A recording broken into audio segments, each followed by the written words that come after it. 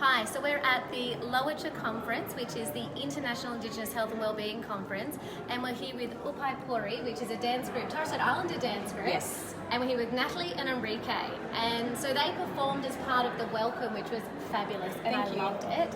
But one of the things that you said you were doing today was actually up at Dondale.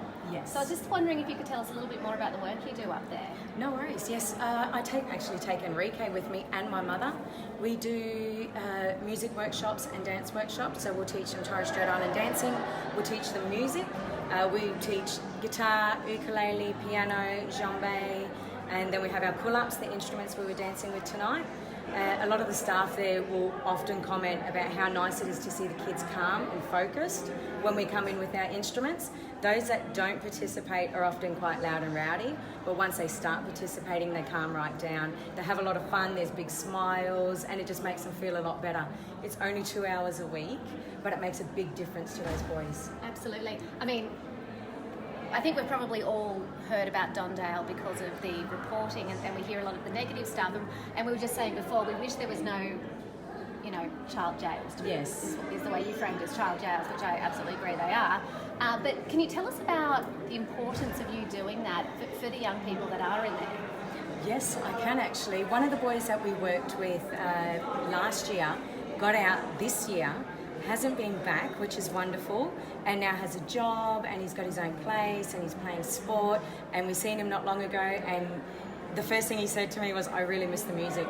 I miss playing music with you guys. And I said, hey, you're out now, we can do it whenever you want. So yeah, it's nice to hear those things. And so not just on Dale, we go to a lot of schools as well. Enrique's a student, so he doesn't get to come with me to many schools. So twice a term I'll take him out for a day and he'll come to a school with me and do workshops.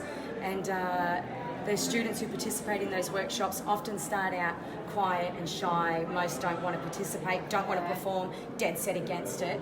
And then after 6 weeks, they're up on stage performing in front of their whole school, and they get off the stage and go, can we do that again? That's awesome. It's just amazing that change from I'm not going to do it to I want to do it again is incredible.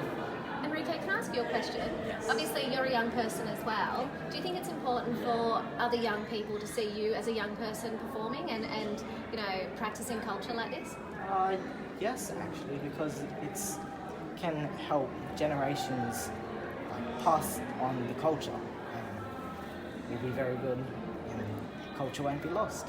Fantastic, thank you. I threw you in that. Sorry, I should have warned you. I was going to ask you a question. That was beautiful, though. That you weren't going to just stand there and look pretty.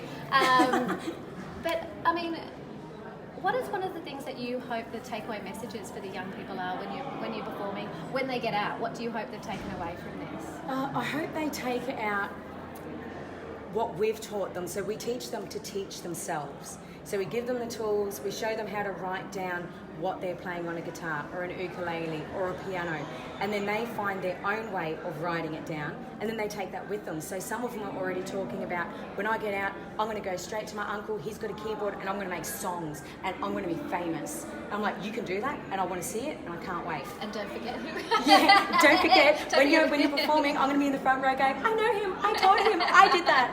That's fantastic. Is there anything you would like to say just generally to young people that maybe not be doing particularly well? Come in contact with so many of them. Yes, don't give up hope. Like, even though you might set a goal and you might fail, don't consider it a failure, consider it a hurdle, and it's just something you need to get over and move on. Doesn't matter what mistakes you made, things can always be fixed or mended. Doesn't have to be fixed, it can be mended. And don't be shamed. Don't be shamed to celebrate your culture. Don't be shamed to celebrate who you are and what you believe in. And don't be shamed to speak up for yourself. Fantastic. Is there anything else you want to add before we sign off? I'm extremely proud of my dancers. All of my dancers. I've got a dance group at Humpty Primary School as well. They sacrifice their lunch times. So they're called the Humpty Primary School Shake a Leg Crew. They sacrifice their lunch to come and learn Torres Strait Island dancing and hip hop with me. And my cousin's wife teaches Aboriginal dancing. Their attendance has increased. The kids are happier in class. They're more focused in class. My dance troupe is pretty much the same thing. Super proud of all of my dancers because there's no shame. They get up, they dance in front of anybody, they'll sing in front of anybody, they'll play instruments in front of anybody. It gives other kids the confidence to try. Fantastic. We need to clone you so every school has this.